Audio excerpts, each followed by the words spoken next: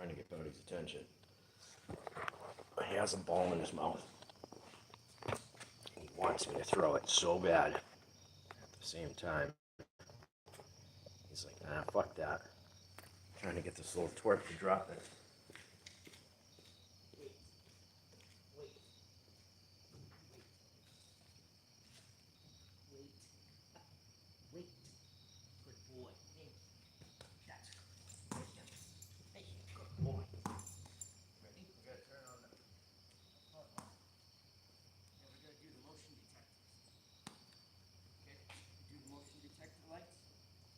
Senses us. Let's see if we get a little closer. Will it sense us if we get any closer? It might. We're gonna go back here, I think, huh? How do we turn this on? Usually it's right here. Usually you go right in the driver and it goes on. You ready? This side. Good boy. This side. That's a good boy. I know you want it. I'm trying to get the lights to go on so we can see, mister. Yes, so we can see. Ready? Good boy. Oh, that's good boys. Oh, I can't see a damn thing out there. It's pitch black. It's pitch black. Hey, Lisa. It is pitch black out here. So, let me show you this real quick. Literally just telling Lisa I flew down the end of the street because I didn't know my store closes. My store runs funny hours. We close at 9:30 on weekdays. Even on Saturdays, which I thought was weird. I'm like, that's just odd. And Sundays, they're open till, I think he said 10:30. I just had to zip down there real quick. Like, real quick.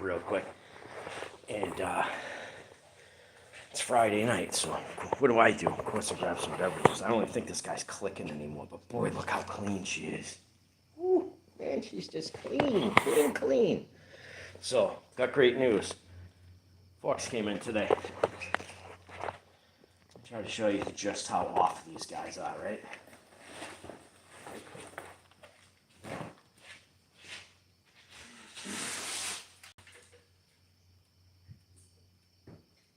And then I'll do a quick one on the jack. Maybe one of you do like a half hour. So this is what we got. These are what 49 mil flocks look like.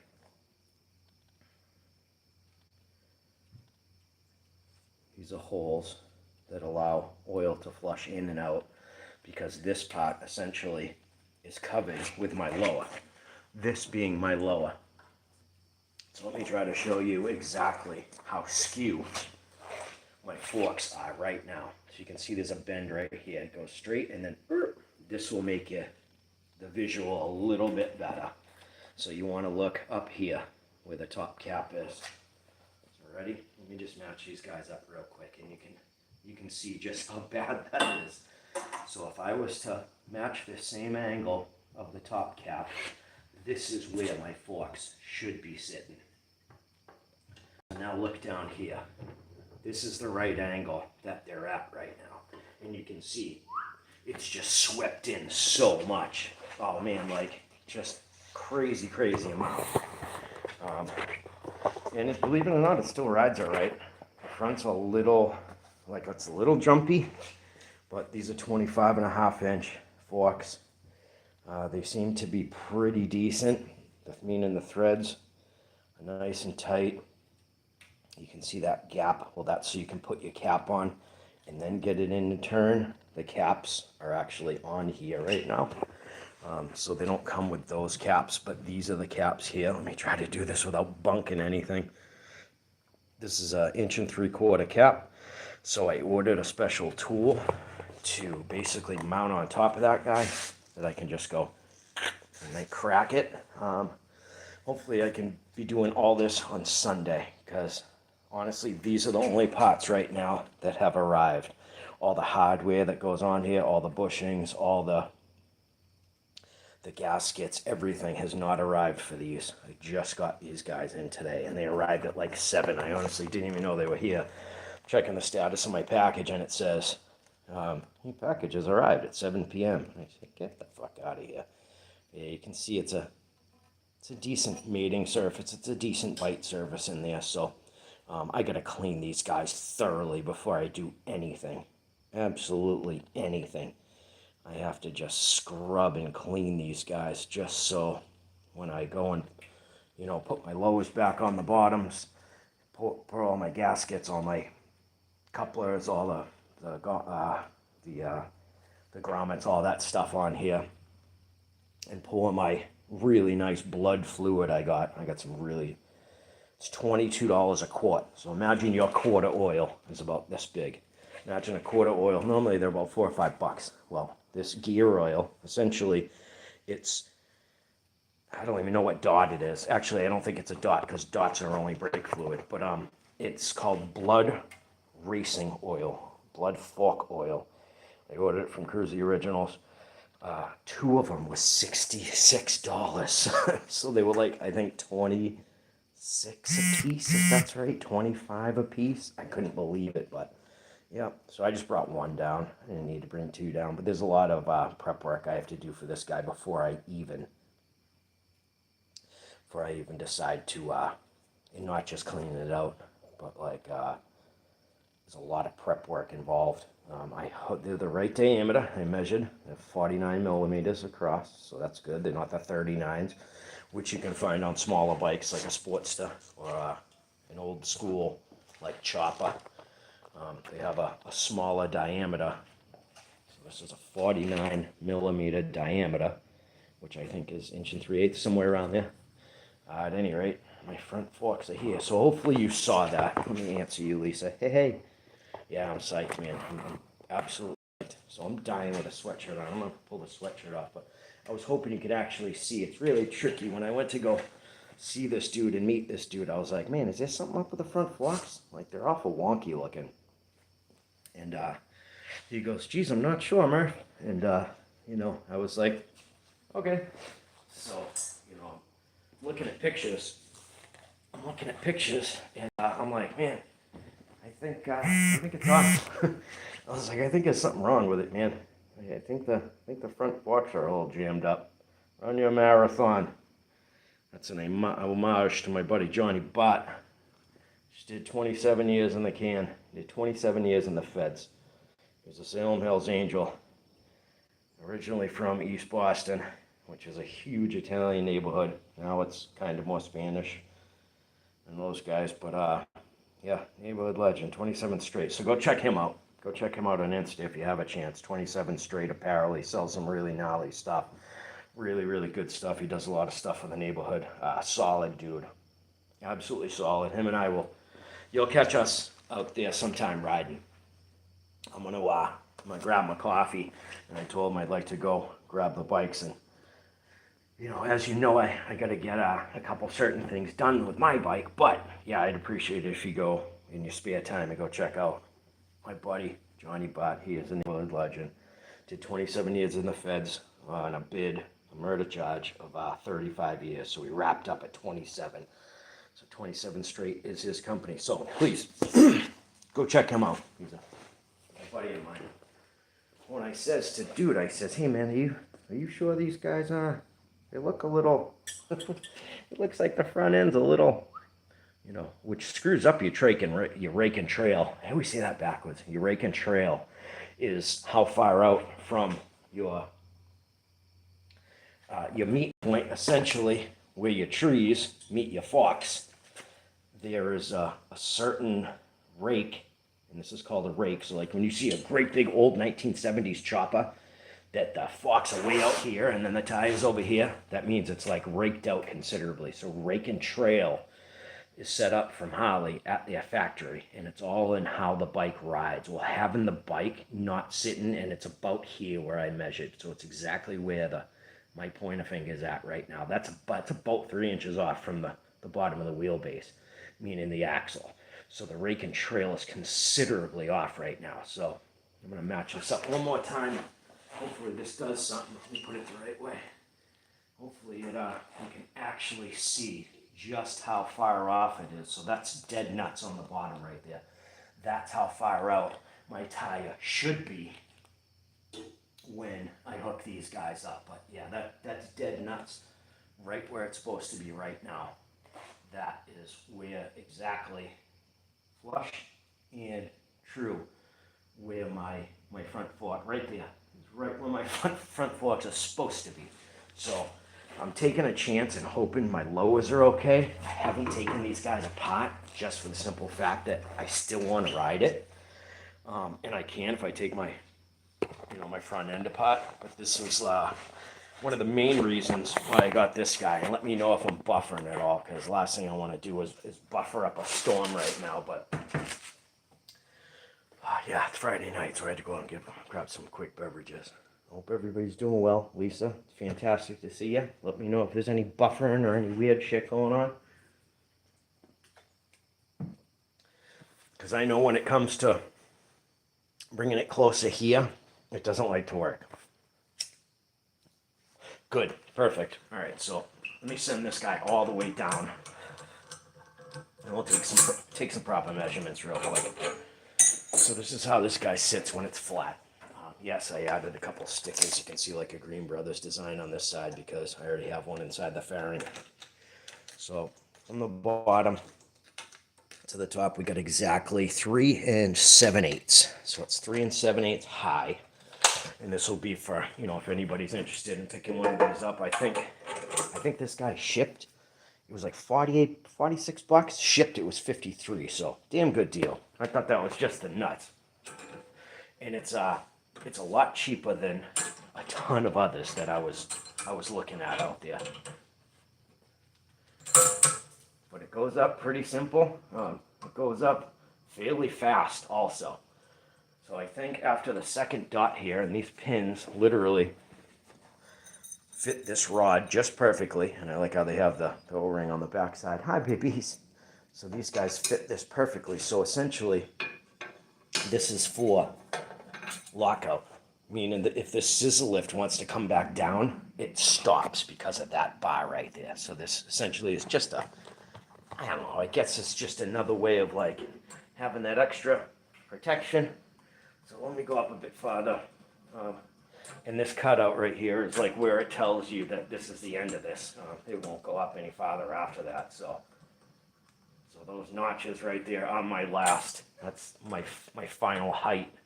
And there's 6 of those notches. So I think it should be 14 and something. It should be. Oh, I can go up another little squidge. Should be like 14 and a half, I think. All right, so that's it. And then you take this off so you don't accidentally hit it. If you want to put a socket on here and a gun, an impact, you probably can. They say they don't recommend it.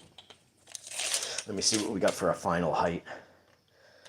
We got, all right, so it was 3 7/8 when we first started, and this is 13 7/8. It's actually almost 13 15, so call it 13 7/8.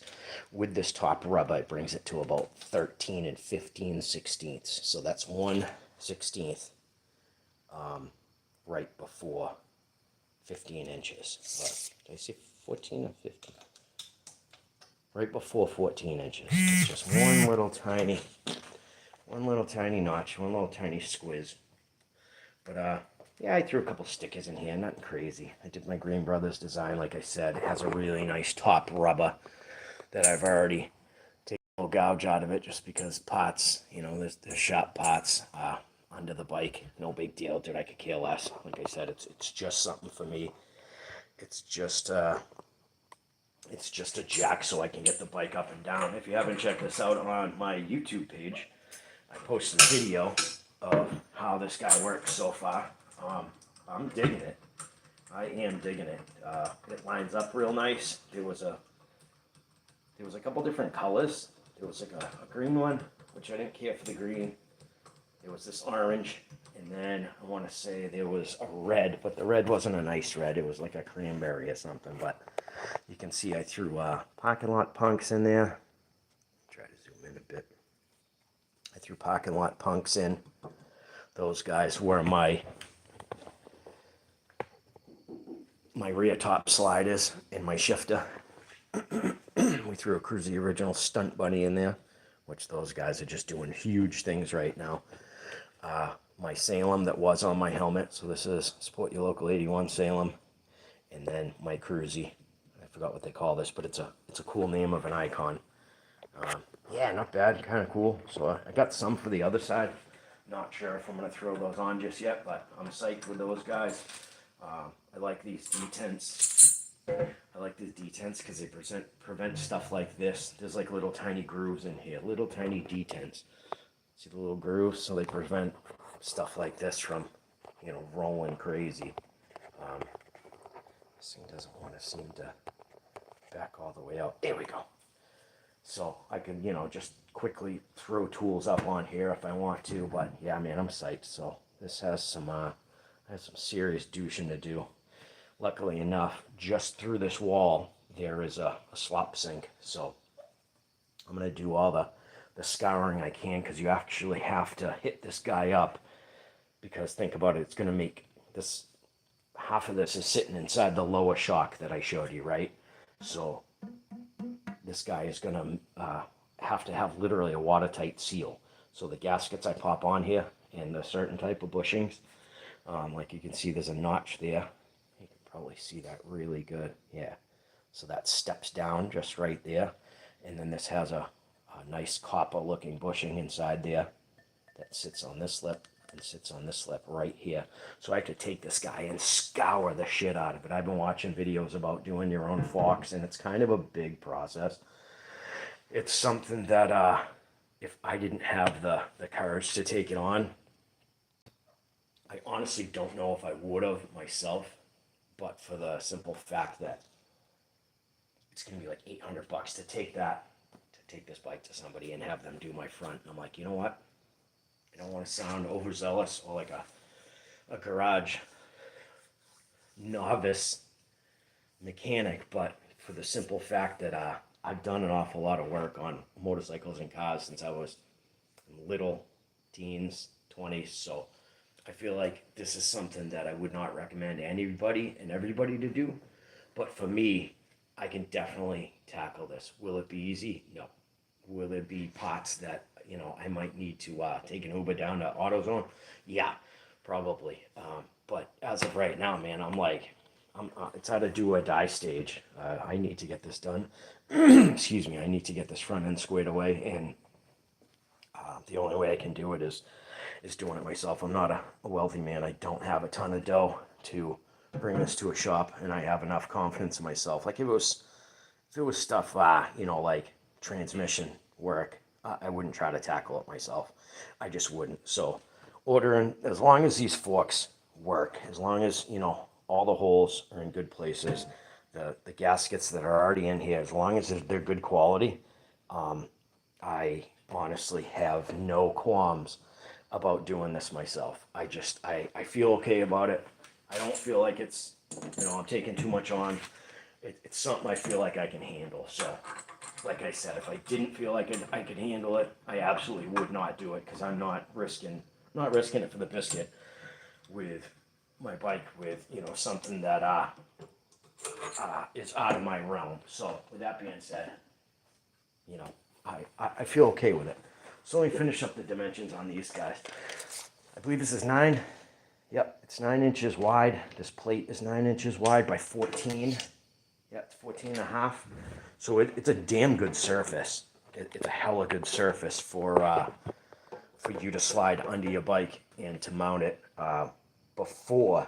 You want to mount this guy before and on the A side, which means on the right side of the bike. But you want to mount this guy before your kickstand. You don't want to mount it after your kickstand, because there's an oil pan that will get damaged. So there's an oil pan that sits lower than your than the jack's mating surface, and I'm calling this a mating surface because this is what actually will lift your bike up in the air. So 9 wide, 14.5 long, $48 on Amazon, and there was a green one, there was an orange one. I want to say there was black and red. I didn't want black because I want to put pots on it, and you know, when I have it up in the air, say just little pots in here, which isn't a good idea because you're sticking your hand in like a scissor design, right? Probably not a good idea, but I've always liked orange. Orange or black are Harley colors. If you don't know, just go look at a Harley bar and shield. So the emblem that says Harley motorcycle. Well, I can show you right here. Hi, Buster. Hi, Mr. Baby. You're just a sweetie. Yes, you are. So this symbol right here is called the bar and shield, and you can see why it's called the bar and shield. So if you look, hopefully I can get this all in frame, but you can see the bar, and then clearly there's a shield behind it. So always black and orange. Black and orange has always been Harley colors. They have as long as I can freaking remember, and since 1903, if you want to know the history of it. But 1903 is when Harley Davidson became founded. So with that being said, I like the orange, and I was like, you know what, cool, I'll be able to see it, you know, a million miles away. You know, it's not something that's going to get lost in the garage, and believe it or not, it's not that heavy. It was kind of, sort of. The Amazon guy bringing up the steps is like, geez, you got a heavy one here. And I'm like, oh boy, is it that much? And I took it from him. I'm like, that's not that bad. So it's not that heavy. I think it said it was like 12, 15 pounds. Something not so bad. But yeah, I'm just psyched to have it. It's going to make taking the weight off the front end amazingly easy. So I literally am going to mount it. Hopefully we're still coming in fairly decent. But we mount it right here. So the jack goes right here. And I literally pump it up from this side, or wind it up from this side.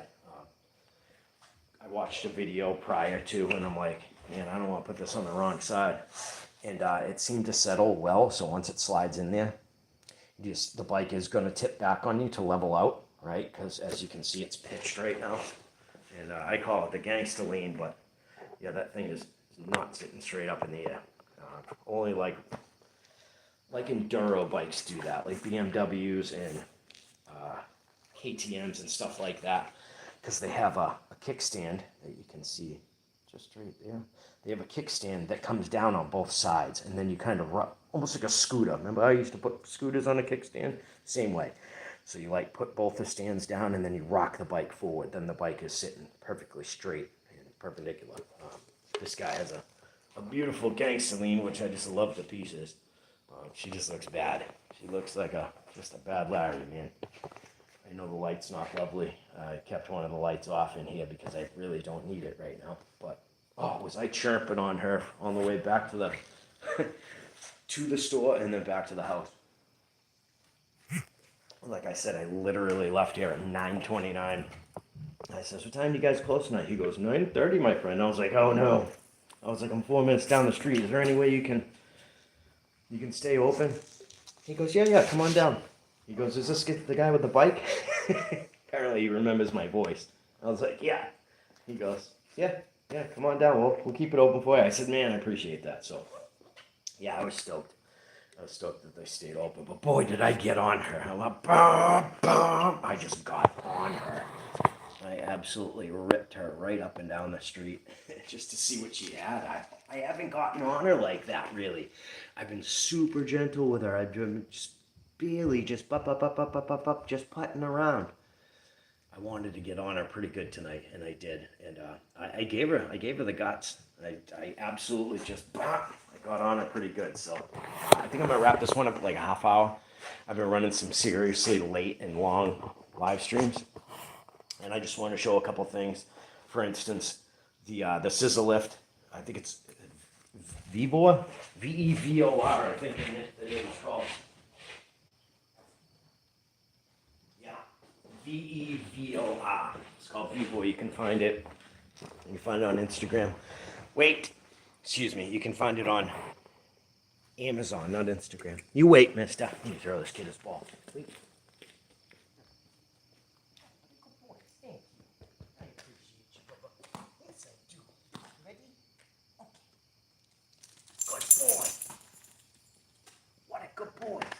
Bring it. Yeah, Vevor. Vevor Scissor stand, I believe they called it. Good babies. Oh, thank you, mister. You're the best. That's like his chill spot. I almost felt some raindrops coming down, but then again, I don't see a or feel anything on the road at all. I don't know, maybe the bike was pissing fluids at me, I have no idea, but I do know that that after I do these fronts, aesthetically, the bent front forks, get new fluid in here, new fork oil, because you can see right here, well, before I get sidetracked, all I need to do aesthetically is either try to hammer this out myself or get a new front fender, and the front fenders are like 90 bucks from the ones I've seen, which is not terrible, but counting that my front lowers are okay, there's no dents or dings, and the fact that I saw the bend up here at my bottom triple tree, that's what this pot's called, that my light fastened to, that's a triple tree, and we also have another triple tree, so you have a top triple tree and a bottom triple tree, this being my top, this being my bottom, and the clamps are just for the fairing alone. But the bottom triple tree, the only part is the fork bent. So when this kid got in an accident with this thing, he hit the car, the front tire, out of straight weight, right? The bike's 666 pounds. Out of straight weight, kicked the bike, kicked a bend, you know, just the weight of him hitting the car, kicked the bend, the top of, or the bottom triple tree where the fork holds, that wind up bending right at the absolute bottom. So with that being bent, it put an absolute twist in it. But aesthetically, as soon as I get these guys squared away, front fender has a tiny ding. After that, it's an absolute wrap. Aesthetically, this is the only thing that needs to be done on top of this. And like I said, this is far and few. You can find these guys from 90 bucks to, you know, 200, finished, painted, cleared, all that stuff. But they're one of the cheaper pots you can find on dyna. So I'm freaking psyched about that. You can see there's even kind of a hairy bend back here where it almost looks like she's touching the tire. She's not, but you can almost look at it. It's like, damn, that looks awful close. She's not. It's just this bend right here. You can see what I'm pointing at. It's just the bottom of that fork. So this fork goes into the lower, and this was my segue to that. This fork goes into the lower about where the top of that reflector is. So if you can see right there, that's how deep the forks are. And then down here, you have this thing called a dampening rod. The dampening rod comes in, and what it does is has holes in it. You just saw the holes in the bottom of that new fork leg. Well, what it does is there's fluid inside of here. So there's fluid inside fork oil, inside of the it's essentially a hydraulic system. So there's fork oil inside of these forks. And under compression, there's springs in it, but under compression, that's what gives you your rebound. So your camber and your damper. Camber is not the right word. The camber is a car word. But damper and rebound is what gives you that pressure. That's how the forks float and give you that proper suspension. But you can even see there's literally fluid. If you see fluid on your forks, it means your fork seals are shit. And you can clearly see there's fluid on my finger right here. These forks are smoked. And that was, probably 80% of the reason why I was like, yeah, these guys are toast. This is something I'm going to have to check this side out. Hopefully you're picking that up. See this side? Just fork oil coming right out of here. So these guys are smoked. It's nothing that, is going to cause an accident, but this thing to be tuned properly, this thing to ride down the street and, not have to worry about pots flying off it. That's a huge pot in getting this situated is forks. After that, it's a front tin, which is no big deal. I mean, there's an ugly fold in that one, but this is aesthetics. This isn't something that's going to cause, hello, mister, cause the bike to, ride weird or my trail off. It's just, certain things that have to be done in order to get this guy squared away. So, with that being said, my last fork job for this bike will hopefully be, in the next couple of days here. Waiting on a couple of pots. After that, it should be wrapped up. Like I said, aesthetically, everything else on here is pretty okay. It's throwing pots on, literally throwing pots at it and seeing, what's good and what's shit. But like I said, it's about 5 degrees off from that fork to where I marked that up. I just did that quick mock up. 5 degrees off from my axle. So as soon as I looked at this, I'm like, why is that? He goes, got in an accident. I said, no shit. I said, how bad? He goes, I T-boned a car at like 30. I'm like, Jesus, kid. So that's, you know, what brings us here.